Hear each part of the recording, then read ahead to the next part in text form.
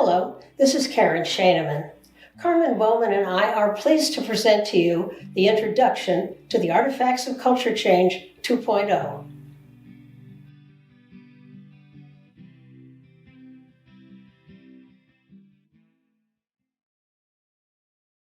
What is the Artifacts of Culture Change 2.0? The new Artifacts tool is a listing of specific concrete changes that culture change providers have made to get rid of institutional practices and move to resident-directed life. It's an expansion of the original Artifacts tool released in 2006 that accounts for the many culture change practices that innovators have adopted over the past 15 years. For those who have used the original Artifacts of Culture Change and want to know what has changed, you may also want to view the video titled Artifacts of Culture Change Original and 2.0, What's the Difference? Why are the Artifacts tools called Artifacts of Culture Change? I came up with this word as I was thinking that anthropologists go on digs searching for shards of pottery and hieroglyphics that are concrete markers or artifacts of the philosophy and practices of a civilization. So similar to anthropological artifacts, the Artifacts of Culture Change tools are concrete markers that can show how to get rid of institutional practices and move toward resident-directed living. Hi, Carmen here.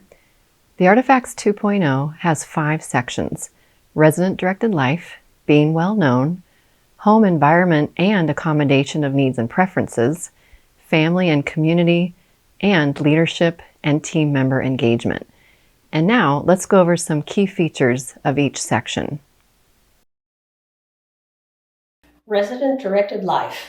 There are many practices in this section. Here are some examples. New residents and their families are welcomed by team members and managers and introduced to the home, its amenities, and their choice of schedules. There's consideration of regular diets rather than medical diets, using real foods such as milkshakes instead of medically ordered supplements, dining styles such as buffets, and meal times. Natural waking is honored. Choices over daily schedules such as times for dining, bathing, and going to bed. Resident participation in decisions about how the home is run.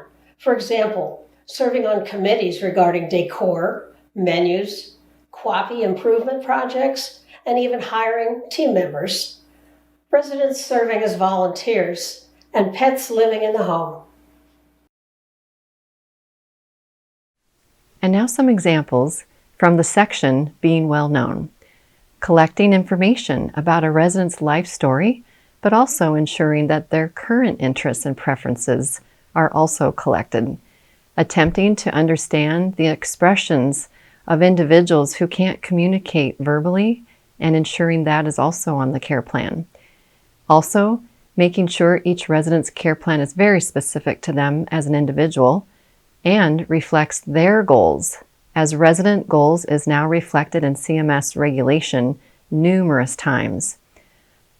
Also, including a person's domains of well-being as identified by the Eden Alternative and included in CMS regs. Those 7 domains are identity, connectedness, security, meaning, autonomy, growth, and joy.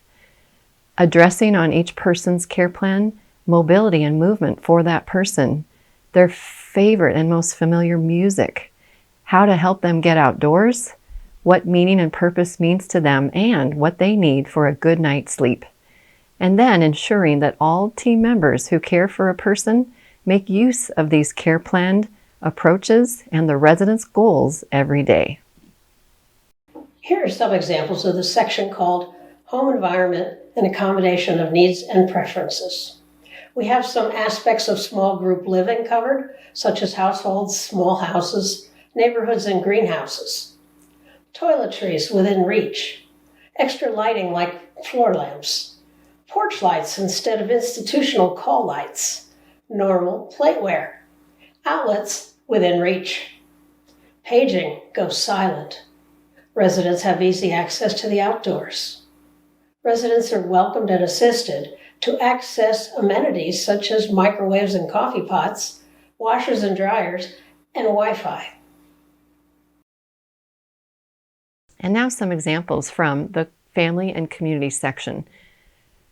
The idea of accommodating residents to be engaged in the community, so being in clubs or volunteering, maybe at schools or animal shelters or homeless shelters. Also helping them to engage in their community, attending fairs and parades, voting, going to concerts, and ball games. Having a cafe or a restaurant where residents and families can get food and drinks every day. Having a gift store or shop of some sort where people can get gifts and toiletries and snacks. Also making available either a kitchen or a rehab apartment kitchen or an activity kitchen for residents and families to be able to cook and bake. And making sure that they intentionally let people know that it is available. Also actively soliciting the views of family members proactively and treating them as care partners instead of just visitors in working together to accommodate residents and their preferences. The next section is leadership and team member engagement. Here are some of the examples of this section. Leaders commit to culture change. They keep themselves informed and they pass on the information they've gained to teams and residents. Leaders remove barriers to culture change. High-level managers and board members are educated in culture change and commit to making changes. There are culture change principles in such things as employee evaluations, policies, hiring, team education, and using non-institutional language. There's cross-training of team members to become CNAs, consistent staffing without regular rotation, and self-scheduling by team members, and a volunteer coordinator in addition to the activity director. Some more examples from leadership and team member engagement would be the following. Team members are supported to gain knowledge about culture change through education opportunities. Also, culture change is included on performance evaluations. Also, making sure team members know the home's philosophy and how it plays out in their work, in their particular job. Team member schedules actually revolve around those who live there. And it wouldn't be a culture change tool without learning circles. A learning circle is a meeting designed to hear from each participant with no crosstalk or group discussion. It honors those who are reluctant to speak up. It reins in those who might dominate. And I must say, therein is the beauty, making it possible to hear and, more importantly, learn from one another. And last but not least, community meetings. Community meetings are ideally and intentionally held every day for residents, team members, and any families that are able to gather as a community and to build connection. In community meetings, you can discuss things of mutual interest, things of concern. You can celebrate life events and birthdays. You can have new residents or new team members introduce themselves. Sometimes it's a place to remember and to mourn and cry if someone's passed away, to say goodbye before someone might take a different job or move out, to acknowledge someone's progress, maybe returning from the hospital, to acknowledge individuals' roles in your community, maybe the person who is the never-ending greeter at the front door or the jokester in your midst. It's a place to review policies and procedures and explain them in layman's terms. It's a wonderful venue for planning future events together and really anything the community decides to do.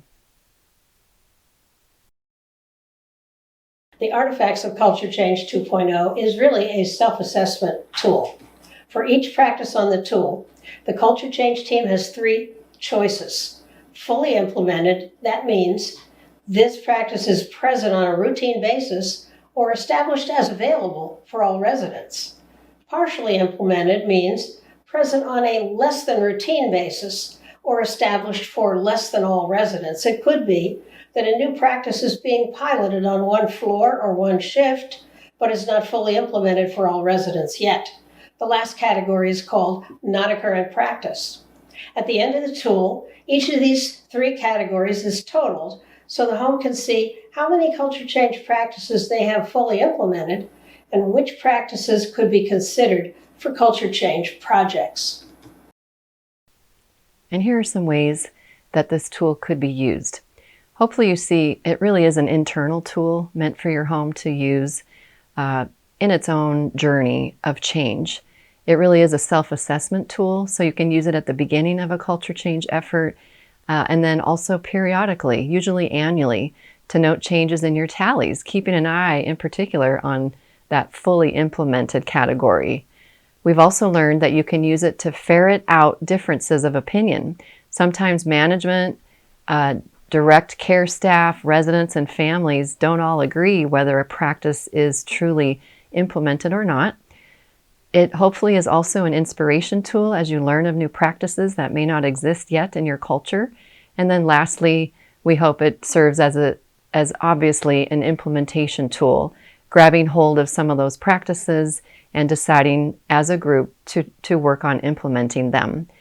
And we also do hope that researchers would consider using the tool probably before and after a culture change effort or project. We have added a new guidance document that goes along with the Artifacts 2.0. The guidance is much like a glossary, giving further explanation of certain of the practices. In this video, we mentioned some of the many practices on the Artifacts tool. The guidance document gives more detail on several of the practices, such as cross-training, real foods, life story, troubleshooter, learning circles, and community meetings. The Pioneer Network has also developed resource pages which link each practice to any books, articles, videos, websites that are available for additional assistance if needed. This video is a series of videos regarding the new Artifacts tools. The other videos include Artifacts of Culture Change, the original and 2.0, What's the Difference? Introduction to Artifacts of Culture Change Assisted Living, How to Complete the Artifacts tools, and Frequently Asked Questions. Thank you for listening.